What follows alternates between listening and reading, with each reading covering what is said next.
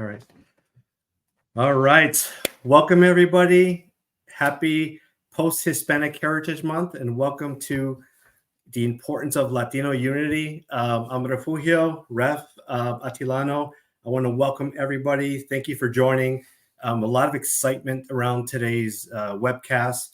And as we get started, if you can, please put in the chat where you're dialing in from, calling in from. So excited to have you today. So really pumped about today's discussion. We have a great panel set for you, and we're going to get into some really, really good content. When I think about Latino unity and the importance of it, it's really the foundation of what we need to accelerate in the workplace. I know Claudia is going to cover some data, from her organization on some of the figures around unity.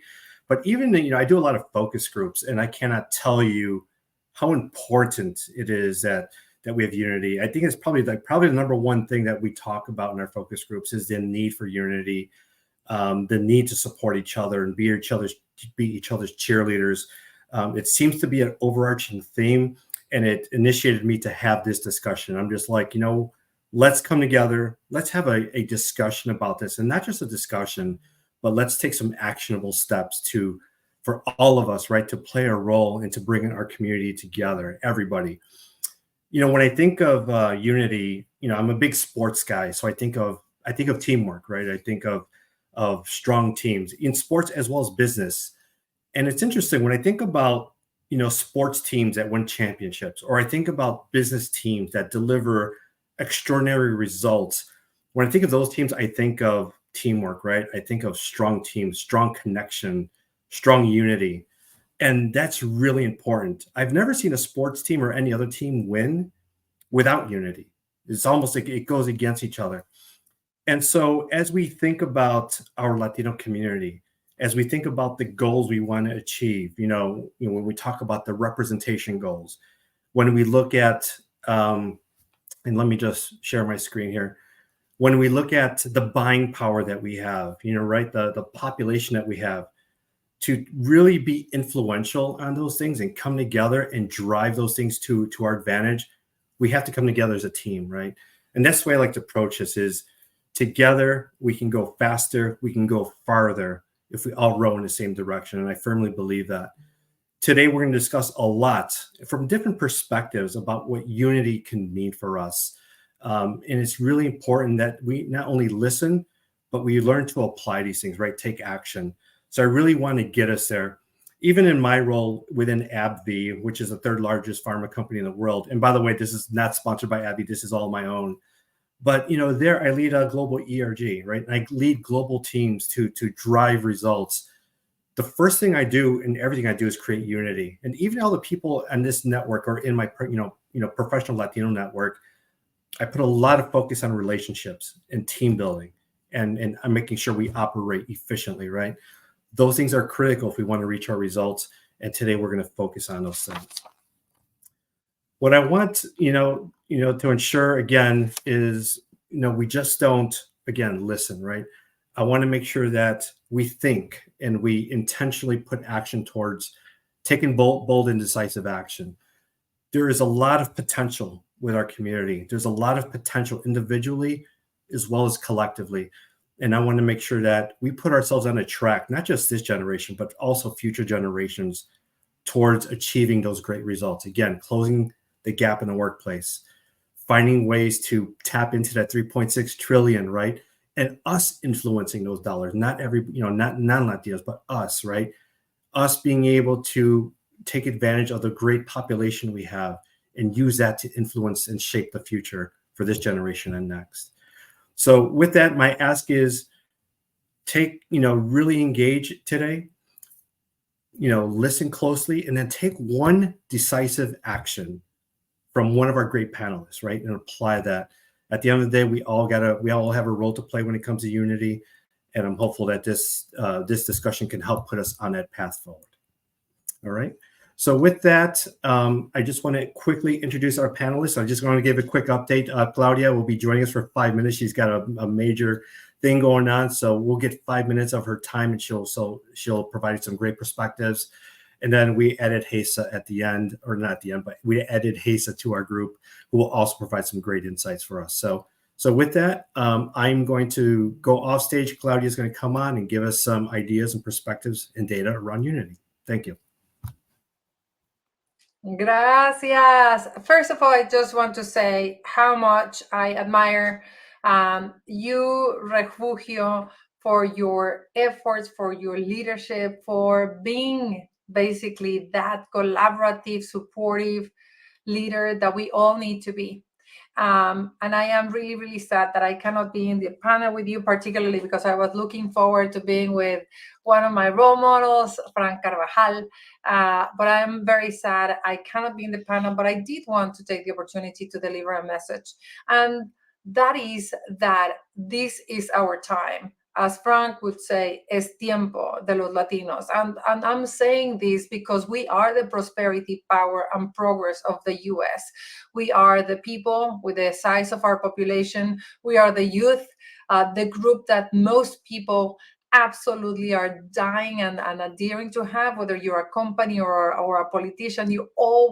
Everybody wants to target Generation Z and the Alpha, and we're 20% of the Generation Z, 20%, like even more of the Alpha generation. So we're the people, we're the youth, we're the economic power with $3.6 trillion, the fifth economy of the world. If you would put us as a standalone economy, where the purchasing power, the size of our wallet is increasing by the minute with $3.7 trillion. So, and also we're the entrepreneurs. So we have everything and anything.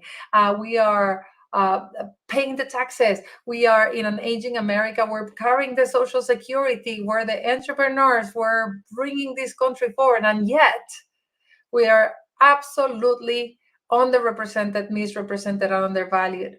And a lot of that, it has to do with the fact that we are not united, that we are fragmented. We are fragmented, we are invisible, and we're excluded. We don't have access to the status quo and to the positions of power and influence. And that is not, there are systemic barriers that are stopping our community, but I am going to appeal to you today on the power of unity, of moving the community forward. And we need this community to be strong and to be united so that we can play the role that America needs us to play. We're 20% of the population. We need to actually be able to bring America forward. So the incredible thing that our community has is diversity. But diversity has been understood, at least in the data that I have seen since I started working in this space, as focusing on our differences. So when we're 26 different countries of origin, that all of a sudden they put us together as one, like whether it's Hispanic or Latino, instead of looking at, well, okay, so we're 26, put us one, what unites us?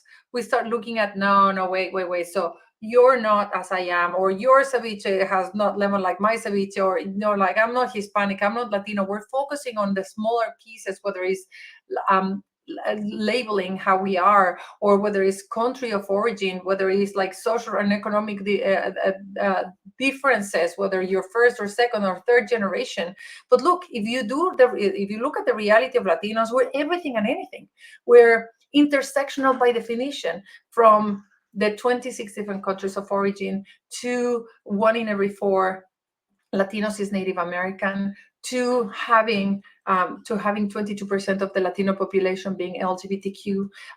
All of our community is diverse. And instead of celebrating our deep diversity, we're focusing on our differences. And what that creates is bubbles.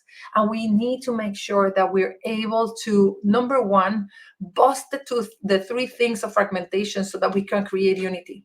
Number one is we have to have unity on our goals. What are the goals that unify all Latinos? We don't have to lose ourselves. We can keep our roots, but we need to understand what are the common 1 or 2 things that all Latinos want. And what we want, based on the data that we have been able to see, is what all Latinos want, whether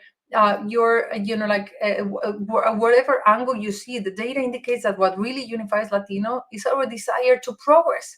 So let's focus on those areas, one or two things that are help us to progress. And that's going to be a great thing for everybody, because Hispanic progress is American progress.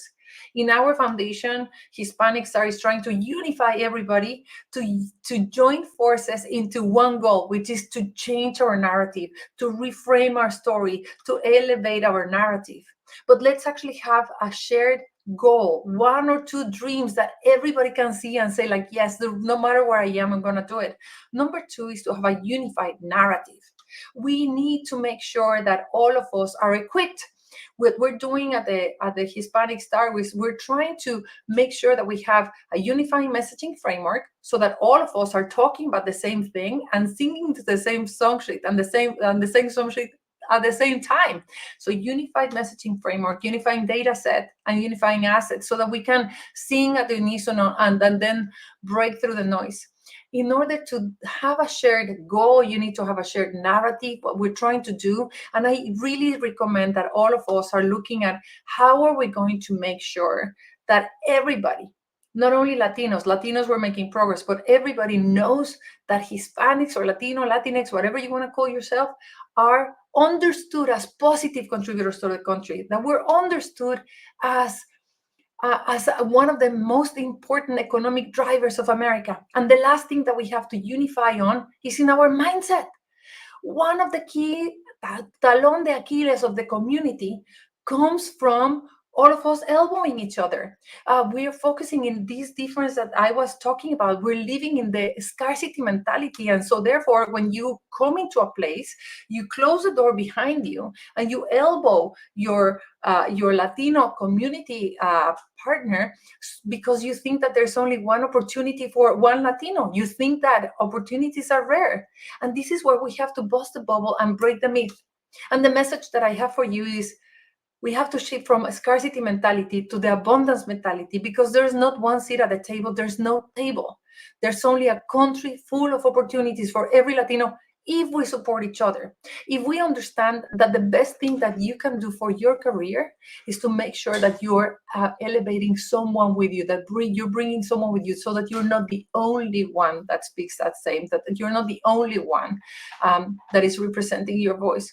So empowered Latinos need to empower other Latinos, because unity and pride will result in progress for all Latinos. And that's exactly what all of us, we want. And here's the last message for all of you. What Refugio is doing, what Frank is doing, what the World Human Foundation is doing, what all of us individual efforts are doing, are collective action that is breaking results. From the last 5 years to now, the level of the unity of Latinos has increased from 14% to 48%, according to the Hispanic Sentiment Study. The pride of Latinos has doubled in the last 5 years. So Latinos are smelling the coffee, that united we're stronger, and that we should be proud to be Latinos.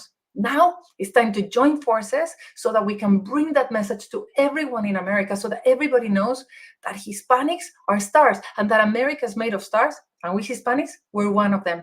Refugio and esteemed panel, thank you so much for the opportunity to address you, and I wish you the best in this occasion. Claudia, thank you for your powerful message, and I couldn't agree more on all those 3 points, especially that collective action. So important. Right now is our time. We know the data. We are inspired. Now it's time to do something with it. And so great message. Thank you again for joining us, and we'll catch up very soon. Thank you. All right. All right, bring on the rest of the panel, please. And so as the panel comes on, I want everybody, go ahead, Sarah, bring up the panel.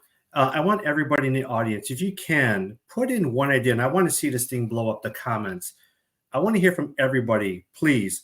One idea, one actionable idea that will unite us, that you can take, that we all can take. Put something out there, because at the end of this talk, we're going to go back through all the ideas and see what themes we can pull together and see what we can create. So please just dump your ideas in the chat.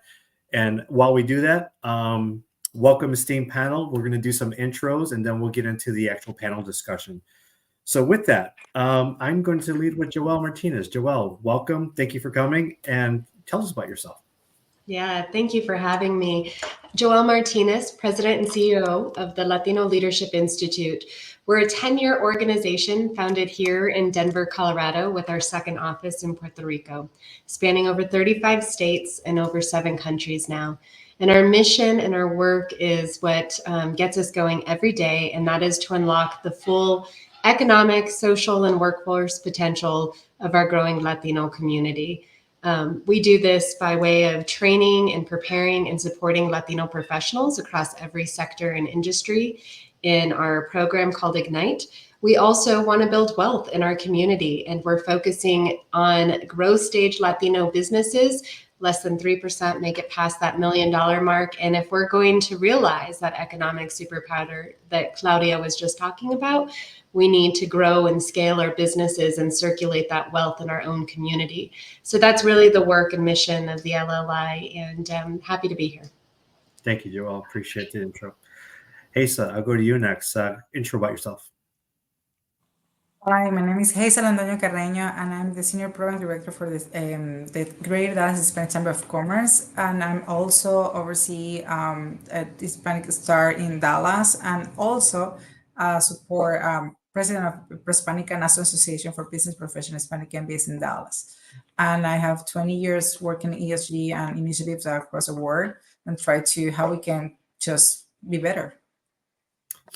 Awesome. Welcome, Hazel. Really appreciate you being on with us. Victoria, I'll go to you. Yes, thank you. I am Victoria Garcia. I'm a student at St. Mary College going for computer and applied mathematics, as well as a dual degree in civil engineering at the University of Notre Dame currently. And I'm just a Latin advocate and a green innovations enthusiastic. And I'm really happy to be able to represent the college community, the Latino college community here today in this panel. So thank you for having me. I gotta say something about Victoria. I met her earlier this year. She is a mega rock star as far as her influence at the college level. Very well connected. Just absolute a leader of the future. So I'm thrilled to have Victoria on. And to wrap us up with our intros, Mr. Frank Carvajal, one of my good buddies and friends. Hey, good evening, everybody, and the panel, esteemed panel, and Refugio. Thank you for hosting, and folks who are listening in. My name is Frank Carvajal. I am the author of 3 books: Building a Latino Future, El Futuro Latino and Latinx Business Success, founder of the Silicon Valley Latino Leadership Summit, and founder of Es Tiempo LLC. It's a pleasure to be here tonight. Absolutely. Thank you. And thank you all for being here. And thanks for all the comments coming in. It looks like a lot. I'll go back later. I just want to I'll stay focused on here, but we'll go back later to read through comments and definitely respond and capture some of the key themes. But to kick us off, and Joel, I'm going to go back to you. Again, thinking in terms of Latino unity, what does it mean to you and why is it important? I love this conversation. I think it's critically important, and part of that is historic context. If we think about the Latino community, as we just heard, we are very diverse, not a monolith. In fact, we're more of a mosaic, and these pieces come together beautifully to demonstrate something extraordinary. But historically, the Latino community has been fragmented. It has been siloed. And I think that fragmentation has actually limited us in so many ways and limited our ability to unlock our potential. Unity for me is power, because we are so much more powerful when we are joined together and when we are working together. Let's go back to the economic piece just for a second. I mean, we talk about being the 5th largest GDP in the world. And in fact, we're the fastest growing GDP since the start of the pandemic. That is economic power. But again, if we are not buying from and supporting Latino-owned businesses, if we are not making those investments happening and supporting our Latino organizations, if we're not writing those checks to the community groups that are really supporting our community, then we're not actually leveraging that power for ourselves.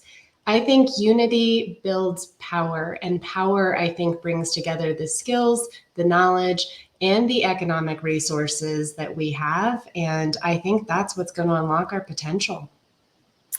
Couldn't agree more. There's tremendous opportunity there, tremendous number of people and the buying power, and the future is ours, right? But we got to come together to take full advantage of that thing. Absolutely. Thank you. Hey, so I'm going to go to you. Same question. What does it mean? What does Latino unity mean to you, and why is it important? So for me, I think as a Latinos, we have the power to choose what we want to do in the future. And we work together as a collaboration, we can achieve more things. So if we work in silos, the biggest issue that we have is it's just me and the other person and our person, but we put it all together in one, so we can achieve bigger stuff together. We can make a bigger future, bigger opportunities for everyone, and something that is long lasting. It's going to be more sustainable on time. And if we work in silos, pues that's it. It's just me and my idea, and that's all. But we work together. I think, and I see it all the time. Every time that we work with someone to achieve the same goals, we do it better and bigger. Oh yeah. I like the sustainable kind of, that because that's really important too, right? It's that continued partnership, and you just made me think about it too, as far as like the collaboration. We are natural collaborators as a community, and we need to take full advantage of that natural superpower that we have. Again, make a commitment, drive action, collaborate, and get those great outcomes. Victoria, I'll go to you next. What does it mean to you, and why is it important?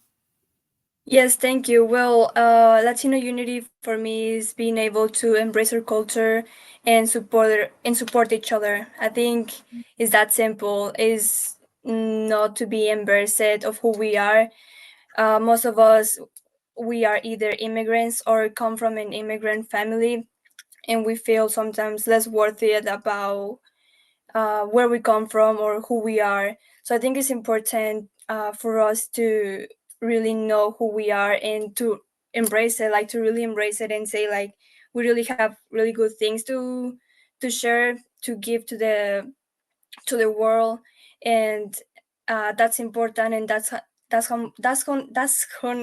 is how we're gonna be able to unite if we really want to make an impact. Yeah, absolutely. Take advantage of our own culture and drive it to success. Absolutely. Thank you. Mr. Carbajal, to you. Same question.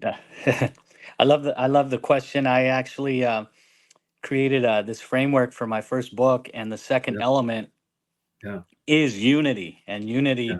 is based on I like to pay tribute to the pioneers, the trailblazers that helped pave the way in terms of creating unity, that happened to be in my first book, like Henry Cisneros, Aida Mhm. Alvarez, Governor Bill Richardson, God rest his soul, and so many others.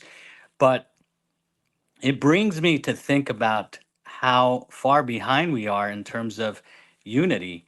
And we have to replicate how the African American community, the Black community, and the Jewish community come together. And as Latinos, we may be talking about 63 million. And out of the 63 million that reside as either citizens or are immigrants in the United States, we have to look at the number, the percentage, where 38 million of the 63 million happen to be Mexican or Mexican descent. And so there's a fragmentation there that is divisive, from California to Texas to the East Coast, and in the Midwest and the Pacific Northwest, and how we come together and galvanize this Mhm. challenge is Mhm. how the Black community has done. See, Mhm. the NAACP has been in existence for over 110 years. And the mistake that we made, and me, I'm completely transparent for those who know me, the mistake that we made is about 15 years ago. NCLR, once known as NCLR, changed their name to Unidos Us. Now, the NAACP didn't have to change their name.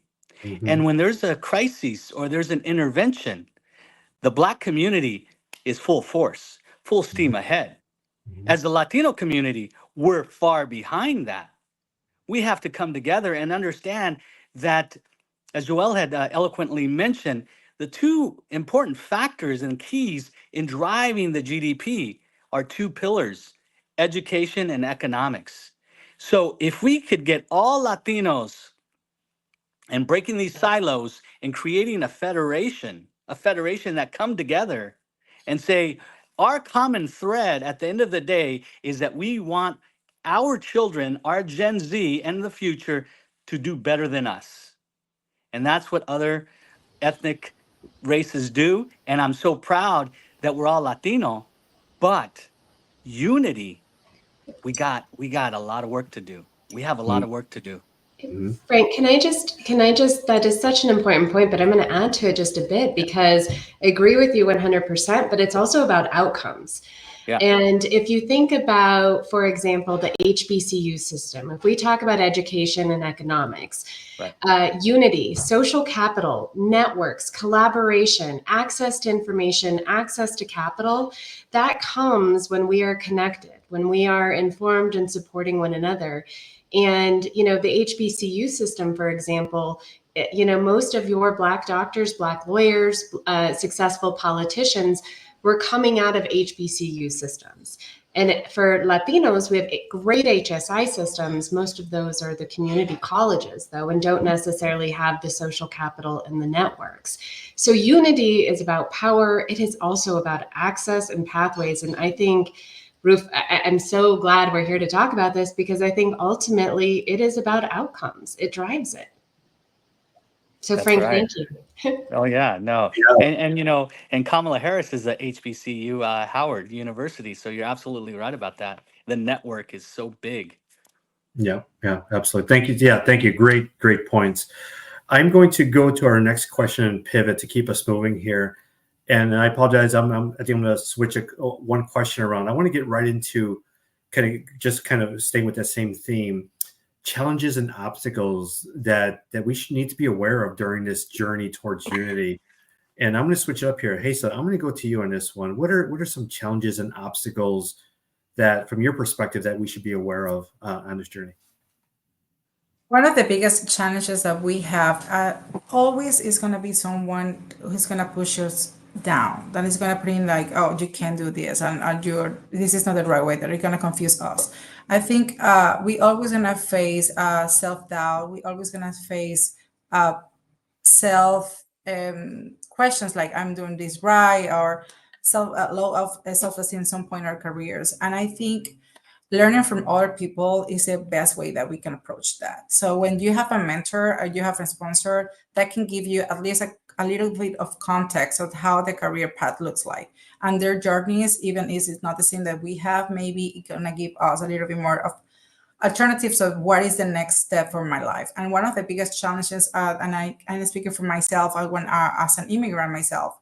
And one of the biggest challenges is that you don't have anyone else to tell you what is the right path. And I think for the first generations, for my son or the next generations, when you don't have someone who already passed that journey, that already did it by themselves, it's even more harder because you don't have the mentor, you don't have the guidelines. So have someone who helps you and navigate the process and your career is key to navigate it and face all the challenges that you might have in the future. Yeah, absolutely love that. You need someone to show you the ropes, right, to help navigate, effectively and efficiently. And just, plug here, or I shouldn't say even a plug, but mentors and sponsors. Everybody should do their homework on that. There's YouTube videos out there, right? There's tons of resources out there. Educate yourself.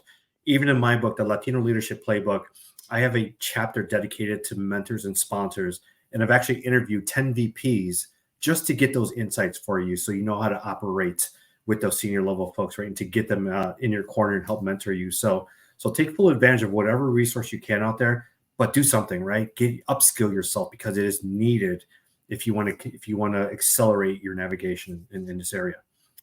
All right, barriers and challenges. Frank, I'll go to you on this before I go to Victoria.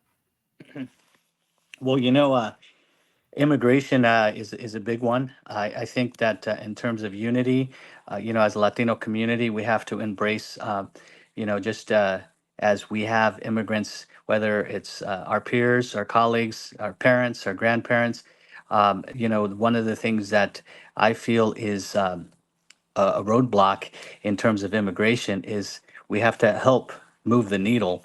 And then with that, another thing that I have in mind that's very important is health care, health equity, education. But going back to health equity, today I dropped my daughter off. She goes to school at Cal State Monterey. As I'm driving home, I look over and I see people who work like my parents, migrant farm workers, campesinos. And I pulled over. I took a video just to remind myself that who I am as a person. I am who my parents raised me to be, and that's humility. And as a humble servant leader, I think it's important to really provide resources for folks that are like our parents or grandparents that don't have access to healthcare, don't have that equitable right. And those are the challenges. And so we all could galvanize and create unity, but we cannot forget about folks who are making the sacrifices in terms of, as they say, in the shadows. We can't say the shadows. We have to bring them with us in terms of unifying in a big picture. Frank, that's a great call out. Unity should not, it's for our entire community. It's not just us. It's not just our generation. But it's really, to kind of, Frank, to your point, everybody we touch, right? It's bringing everybody along. So please, everybody, just do your role and just pull everybody along with us and make that time. Victoria, final question to you as far as barriers and obstacles towards Latino unity that you see from a college perspective. Yeah, absolutely. Well, I didn't want to just talk about my experience, but also from other students as well. So I did some interviews with other students as well, and we came down and we agreed that competition between ourselves is a big deal, is a challenge or an obstacle that we may be facing, as well as kind of like we are stepping on each other's toes. So as Latinos immigrants, there's a lot of challenges that we are facing and a lot of hardships that we go through. And so when it comes to unity, we don't really want to share those resources. We don't really want to uplift others, because if we work hard to be in this position that we are in right now, and suddenly this other, like for example, freshman is coming into to take my position, for example, in a club, right? We are like, hold on, like we are working hard here, like you are just taking over, and like it's kind of like saying, if I went through all these hardships, you need to go through them as well. But that's something that's an obstacle, a challenge that we need to fix, because we're supposed to bring everyone, not just like this is my hard work, so you need to work for yourself. So Right. it's supposed to be we're supposed to be bringing everyone, if that makes sense. Another challenge is English as a second language, which is myself. I'm struggling with the words.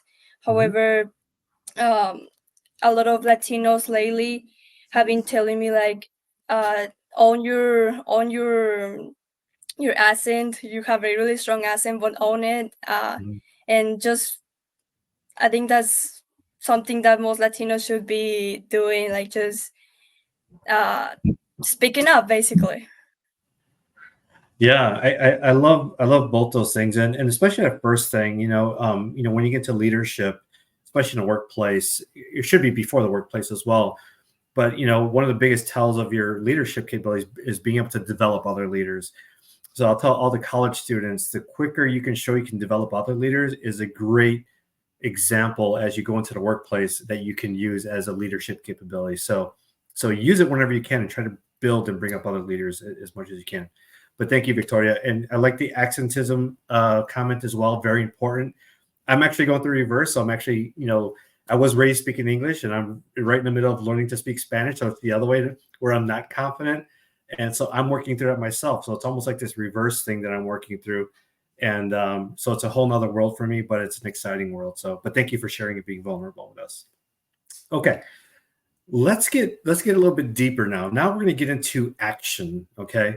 we talked about, we set the framework on why is it important, obstacles, but what do we need to do to move the needle forward, right? What are the specific actions that our audience can take from your perspective to begin to change? And I understand we're not going to change it in one session. I completely get that. But if we can spark meaningful thought and hopefully spark meaningful action as a result of your insights, that would be a win for all of us. So with that, Hesa, I'm going to go to you. Talk to us about immediate as well as long-term actions, sustainable actions that we can take to drive Latino unity. First of all, we need to start working in silos again. We need to start doing that. And we need to start every time that we want to build initiative, instead of duplicating efforts, we need to see what is around us and how we can collaborate with that. So that way it will be your idea, my idea, all together for the same purpose. And then we can reframe the narrative of who we are as a community. I think that's key for us. When we put the two heads together, amazing things happen. So I think the immediate action is, as someone who is already have an initiative that you maybe are interested to be part of or you want to develop, if you can join that initiative. That's how you start collaborations. That's how you start bigger impact. I think that will be one of the biggest things that we need to start doing. And the second thing that I think we need to focus on is, what is the long-term vision? Is instead to think, okay, I can fix this small thing right now and that's it. Always think, what is the long-term relationships and how we can build that together, instead to just break down and be individual actions. Those are both great examples. Thank you for bringing those, especially that collaboration piece, so important, and to make not only to reach out, but for others who are leading those initiatives to make space and welcome those. So it's like a two-way street on that. But yes, those are specific, immediate actions that we all can take, and please drive that and find opportunities for that. Victoria, I'm going to go back to you from a college perspective. What do you see as far as like immediate and long-term actions that we can take? Yeah, absolutely. I'd say starting small is the biggest and most important thing that we could do. And what I mean by that is, whether at work, school, the grocery store, just being kind to each other. I've noticed how Latinos, as I say, we are kind of, what's the word? Working against each other, kind of competing with each other. And so when we see someone else coming in, we are like, oh my gosh, hi. And we don't really want to share this space, right? But as I say, being kind to each other, welcome everyone, and take the time to know and learn from the other person, learn about their challenges and their needs, where you could help, and as you mentioned, where you could help to develop that leader in them. And share resources. Basically, don't keep it to yourself. If you like, for example, at my college, they are giving free laptops for students, obviously for low resources. But someone told me once, like, but keep it to yourself. Like, you got your computer, that's great. Don't keep it to yourself. Don't tell anybody. Otherwise, the computers are gonna run away, right? Run out. But I'm like, no, I'm actually like, I'm gonna share this with this person because I know she's struggling because she doesn't have a camera and microphone, and so share those resources, right? Long-term actions, I'd say personal growth. I think the best way in how we could help our community is improve ourselves, basically. In the college perspective, it's to start a new club, encourage others to do their best, strive to be good at a subject. For example, in calculus, so you're going to strive to be the best in calculus. So if you find someone else who is struggling in the topic, so you are able to help them, right? And just encourage to network as well, to participate to attend conferences. I think that's a really big deal. That's how I met Refugio. So definitely a lot of things to do with personal growth. All right, awesome. Thank you. I think those are all great points. And I like the one where you learn, for instance, I learn a lot from my elders. I'm always asking questions. As I'm in my 50s now, early 50s, and I'm already thinking 20 years down because I see what they're going through. And so I'm listening and I'm learning. And all this doesn't need to be about professional development. This could be for self-development, right? It's development of your family and taking care of yourself. So really, think about this holistically as we unite and the power of engaging and listening to others and applying the knowledge that others have shared with us, even younger, right? Everybody has some value to add. We'll cap this topic off with Joel, but Frank, immediate long-term actions. Yeah, well, I'm glad you have some university students and young professional because Joel and I, we know how important it is to unite through coalitions and through team building. So the action is twofold for me. It's personal development and professional development. And with the personal development side, it's important that, for example, I hear a lot of folks in corporate America or here in the Silicon Valley. I reside here in Santa Clara. One of the things that they mention is imposter syndrome. And I said, please diminish that and remove that from your mindset. No one is an imposter. And personally, one of the things that, transitions and it's a trajectory to and transformative to professional development is really understanding that Refugio, you had mentioned mentors, but it's important to build relationships with also executive mentors and executive sponsors, folks that really believe in you. Because one of the things that we're going through right now is, the change of DEI, BRGs, and ERGs, because there's some pushback. But what we have to do is remind companies, as Refugio does daily, why it's so important to have this network that's a trajectory to success.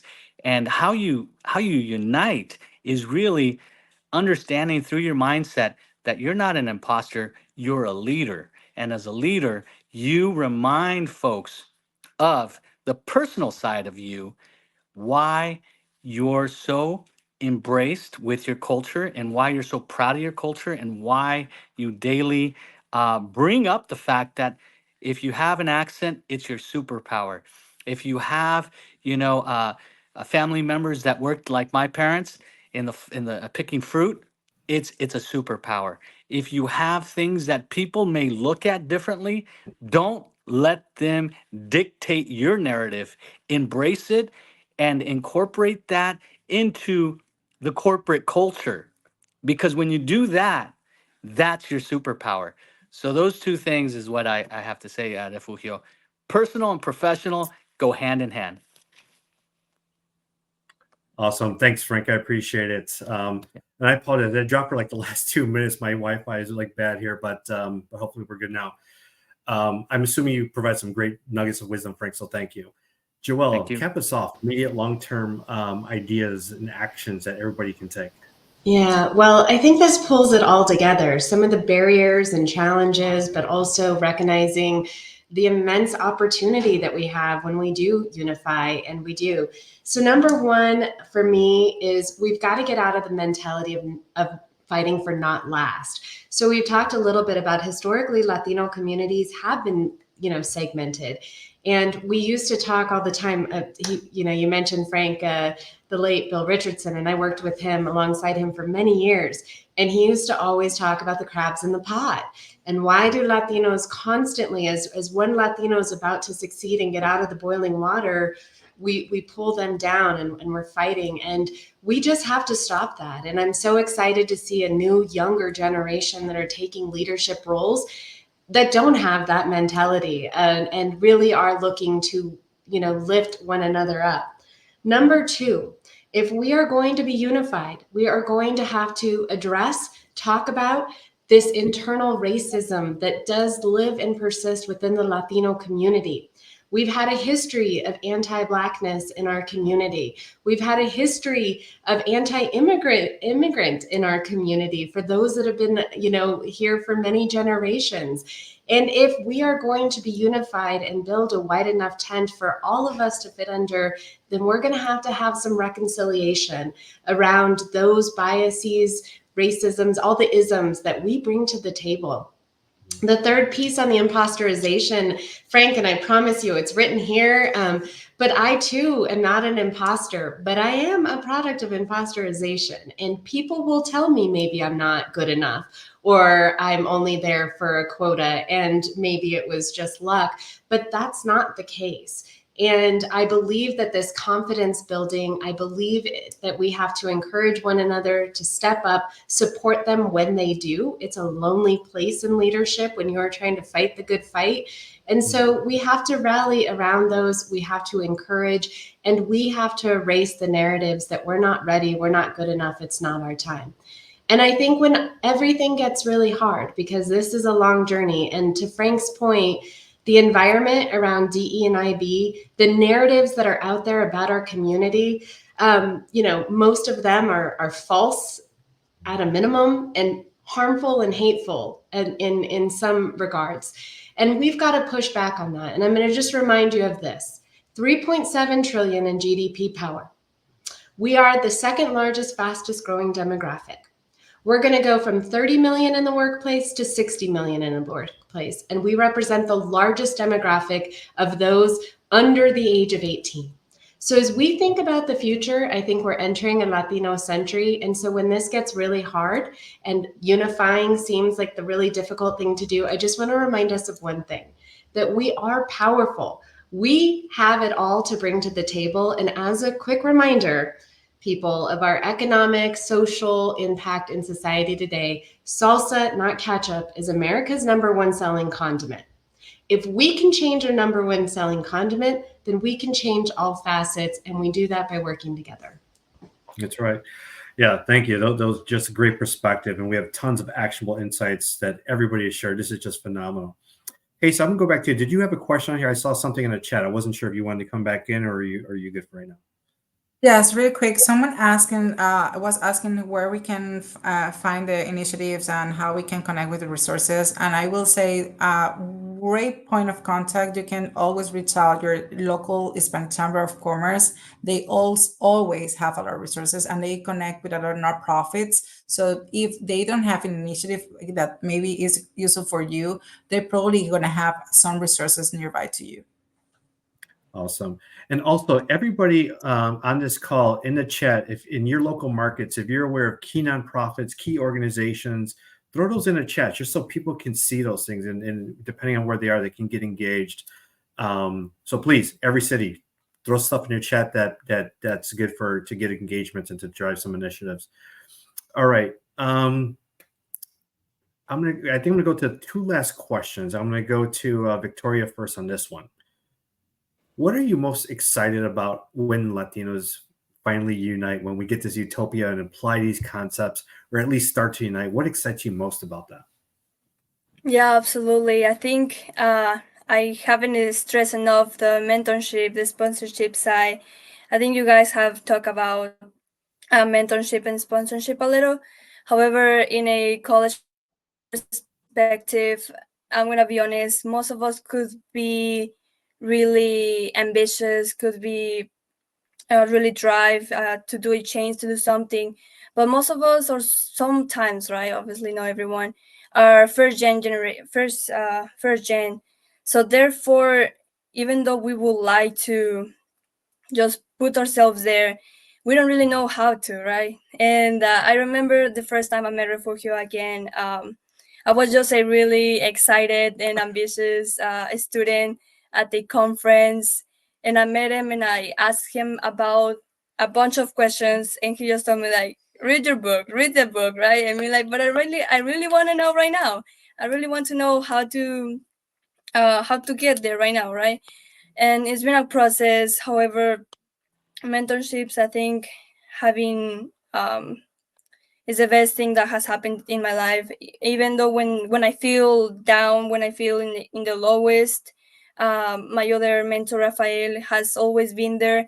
And I think that's important because as Latinos, we are gonna be down once or probably a lot of times, and we need those voices, those mentors, those friends, family who are there, who are gonna tell us like it's gonna be okay, just keep going, or who's gonna connect you to the other person who may be able to help you even though they cannot. But there's a way to solve everything. And I think that will definitely help our generation to growth. So like if you are a professional, please always consider to sponsor and to mentor a young college student. Definitely. That's the Awesome. most thing that I'm more excited about. Thank you. Yeah, and please, everybody on this call, please reach down. College people, reach up. Right, actively create those connections and those collaborations. Don't just count on it happening. You have to make it happen. So please find ways to do that. Frank, I want to go to you. What excites you most about when we finally unite? Well, Joel mentioned it a little while ago, and I think what would excite me the most is there's only a few American Latino billionaires in the United States, and I know two of them. And one of the things that I would ask them if they were on this call right now is we got to start universities. We have to be like the HBCUs. We have to really not have HSIs because Refugio knows me well. And I know the president and CEO of his Haku, and very nice man. He's in my book, but he didn't buy a book. He didn't buy a book. And there's 800 HSIs. I was thinking, oh my goodness, could you imagine the amplification of four? Wait, we're talking about hundreds of thousands of books. But that's not the point.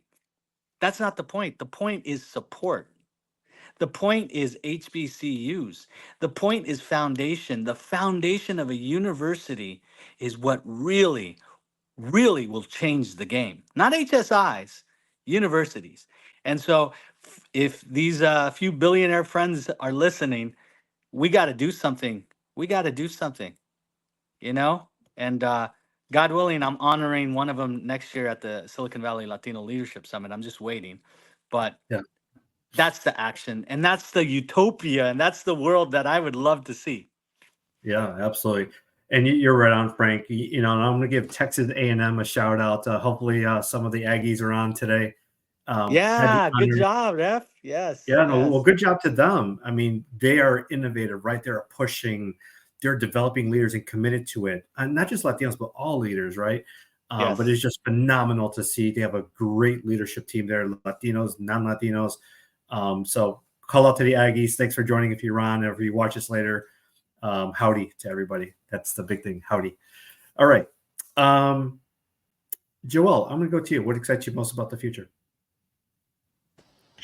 Did I not mention the Latino century that we're about to enter? I mean, all of it. And, I think specifically with the Latino Leadership Institute lens, we've seen it. For 10 years, we have seen that the game changer, I love programming. We do programming. Programming is great. Learning, mentorship, sponsorship, it all matters. I really do believe that the game changer, the ultimate thing that's going to propel our community forward is social capital. Breaking down the silos, bringing us together, circulating our money inside our community, supporting and lifting up one another, so much so that the future of the LLI is all about building that network, building that social capital, leveraging AI to help us do it to, the 10th degree. But I believe in the potential of this community. I think what we have to do now is curate it, care for it, expand it, and really try to bring as many folks along in this journey. We're privileged. Even on this call, even those listening in, we know, we're in the know, we're curious, we're invested. Think about all the Latinos out there that are just working, heads down, but have so much potential. And I think maybe that would be the thing that excites me the most, is I know how many people we know and are in our communities. And if we could bring them to the table and multiply what you've started here today in this conversation, then the sky's the limit for us. And it won't just be salsa. It'll be everything that we will impact moving forward. That's correct. Thank you. Great inspirational words. Thank you. Asa, close us out on this question. What are you most excited about? When we are together, we change the narrative and we change a lot of things. And not just for us, also for the next generations. And that's really powerful. We're not changing just my generation, your generation, is everything is coming after us. So if we continue working together and start doing actions together, like really goals, in joint goals and united, we can change the narrative of how, on the framework, and the reframe or narrative, and how the Latinos shows in everywhere, all the spaces, in education, in the economic and finance, and in the corporate America, everywhere. We need to work together, because at the end of the day, what exciting the most is that us as a Latino, familia is everything for us. Familia is everything. We do everything for our children. We do everything for our parents, and honor that, our heritage, or our future, or everything that we see and we work and we do in our life is for familia. And we work together. We're not look like a group of people. We are a familia. Love it. Absolutely. Pulling all this together, making it one big family, exactly what we are and who we are, right? And all of it very powerful. Natural stopping point. I want to thank everybody for joining us. We'll keep everybody on. But I do want to tee up, the next session, which we're going to have on November 18th. Kind of activating all this in the spirit of collective activation. We have a powerful talk scheduled, operating with impact. We, along the same themes in the business world. I want this discussion is to get us more impact focused versus just doing busy work, just being the doers, right? Being the leaders, being the visionaries, and then driving those big ideas for the workplace. So we have, as you can see, a powerhouse lineup: Jeff, Marissa, Tony, and Dave. All of them VP and above. But you're going to get some great insights on how we collectively drive impact in the workplace like never before. So exciting talk. I'm really excited about this talk. And just to finish up, and Sarah, you can take that down. Just to finish up with the current panelists, thank you so much again. I've seen so many comments, so many ideas. I'm sure we're going to filter through all of them.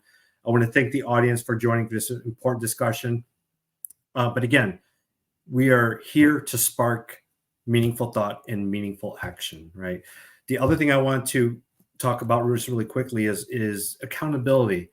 Let's start having these discussions. So Frank, when I see you, okay, what are we doing about Latino unity, right?